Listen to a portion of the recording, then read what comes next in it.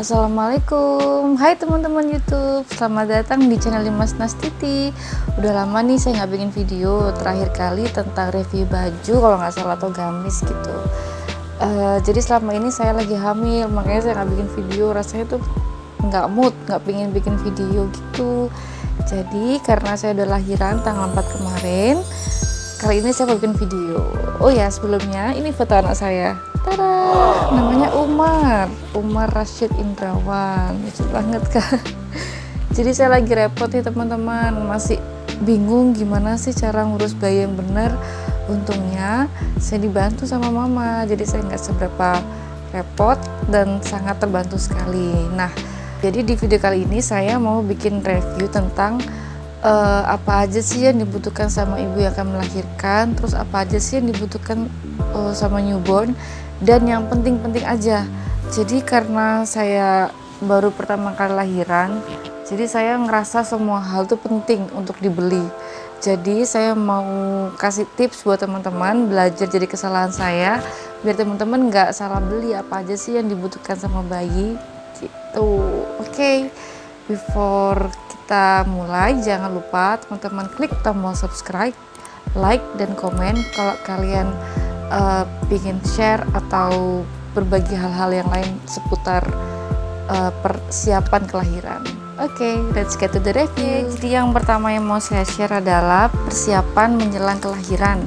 Jadi yang kali ini mau saya share adalah untuk ibu yang akan melahirkan. Jadi kemarin saya lahirnya sesar. Jadi awalnya saya sudah persiapan untuk lahiran normal, cuman Allah berkehendak lain, jadi saya pecah ketuban duluan, maju 9 hari. Akhirnya saya disarankan untuk operasi sama dokternya. Nah, kemarin sebelum operasi, perawatnya bilang ke saya apa aja yang perlu disiapkan atau diberikan ke perawat. Yang pertama adalah ini dia, pembalut maternity. Nah, ini diperlukan karena nanti teman-teman pasti akan mengalami masa nifas, dan biasanya kalau masa nifas itu darahnya lebih banyak. Jadi saya sarankan teman-teman beli pembalut yang khusus untuk maternity, karena kalau pakai pembalut yang biasa khawatirnya bocor gitu, karena kalian kan belum bisa gerak normal seperti sebelum melahirkan. Jadi ada baiknya kalau teman-teman beli yang untuk khusus maternity, jadi lebih aman dan nggak perlu sering-sering ganti atau sering-sering khawatir darahnya tembus atau enggak gitu. Terus yang kedua yang diminta sama perawatnya adalah ini gurita khusus untuk ibu melahirkan. Jadi ini dipasangnya setelah saya keluar dari ruang operasi, sama perawatnya dipasangin ini, jadi khususnya untuk melindungi jahitannya begitu. Ini bisa kalian dapetin di toko-toko baby shop atau di rumah sakit, kayaknya ada deh gitu. Terus selanjutnya adalah jari. Jadi kemarin saya cuma bawa 2, ternyata 2 itu nggak cukup. Jadi teman-teman bisa siapin sampai 4 kain jari. Fungsinya adalah untuk sebagai pengganti rok. Jadi kalau setelah melahirkan secara sesar itu kita nggak bisa bergerak secara normal gitu loh teman-teman. Jadi bakalan terbantu banget kalau kalian pakai jari ini gitu. Saya kemarin siapin 4 dan alhamdulillah cukup. Terus saya juga beli ini adalah stagen. Jadi ini dipakainya nanti setelah kita sembuh pasca operasi, jahitannya sudah kering, jadi bisa pakai ini gitu. Jadi sementara ini saya belum pakai ini karena saya baru sekitar 13 hari pasca melahirkan gitu deh. Oke, ke review yang kedua adalah peralatan mandi bayi. Apa aja sih yang esensial untuk bayi yang baru lahir untuk mandi? Nah, yang pertama yang harus teman-teman punya adalah perlak bayi. Ini saya beli yang mereknya Sugar Baby. Kenapa? Karena dia bahannya lembut dan enak di kulit bayi, jadi nggak bikin iritasi. Tapi meskipun ini bahannya enak, setiap kali mandi saya tetap lapisin di atas perlaknya itu dengan kain lurik namanya. Terus yang kedua, ini dia diapers. Ini saya pakai yang Sweety Bronze Comfort yang ukuran newborn S. Ini saya sudah habis banyak karena bayi yang baru lahir tuh pupnya sering gitu. Terus yang selanjutnya, setiap kali ganti pampers itu teman-teman pasti butuh kapas.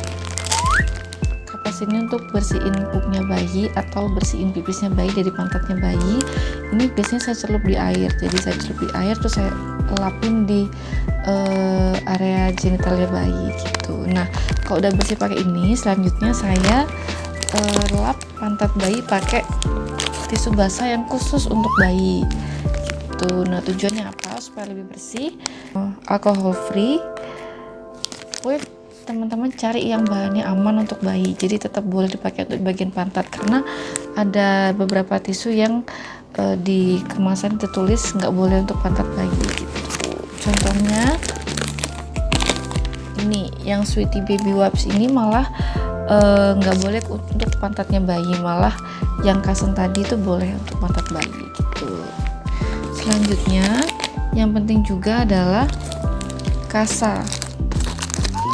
Saya beli kasa yang lembaran seperti ini. Ini fungsinya untuk dililitkan di tali pusarnya bayi yang belum lepas. Jadi saran dari dokter, aduh bayi saya nangis.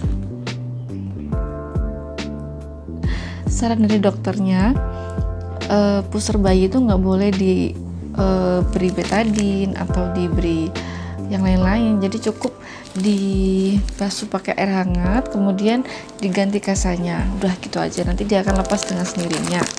Dan itu terbukti pusar bayi saya itu lepasnya sekitar 7 hari tanpa bantuan betadine dan lain-lain. Jadi cuman dibasuh pakai air hangat, terus diganti kasanya, udah 7 hari dia lepas sendiri.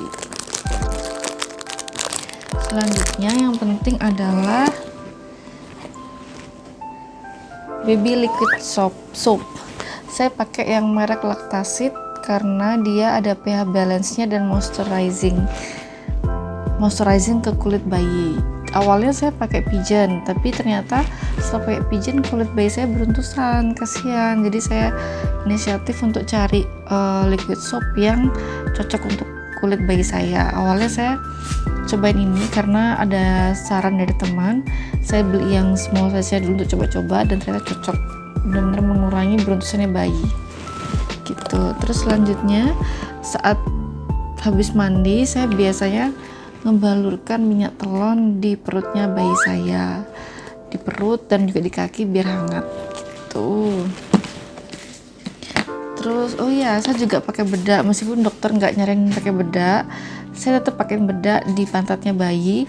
Saya pakai bedak padat dari merek Pigeon karena ini butirannya tuh nggak bikin di hidung bayi tuh bikin dia tersedak atau menghirup butirannya dan nggak bikin pernapasan bayi terganggu gitu. Terus selanjutnya untuk peralatan mandi bayi adalah udah sisir bayi. Ini untuk nyisir rambutnya bayi. Kalau ada rambutnya, kalau nggak ada rambutnya ya udah nggak usah disisir. Kayaknya itu deh yang esensial. Jadi buat teman-teman yang bingung apa aja sih yang penting ting itu aja yang tadi itu.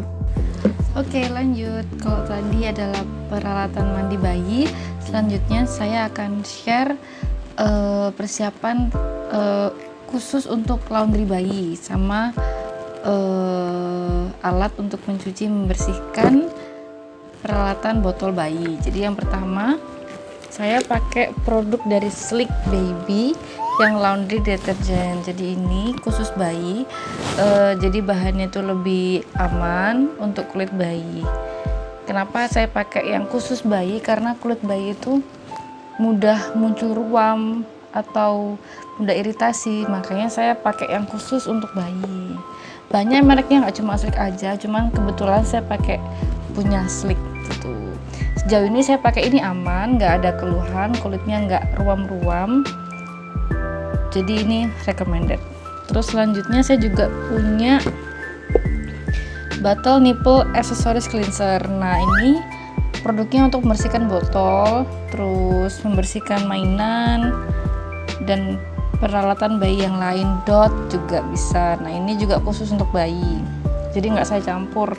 Kalau biasanya saya pakai produk yang pencuci piring itu, nah itu saya khusus untuk bayi pakai yang ini gitu.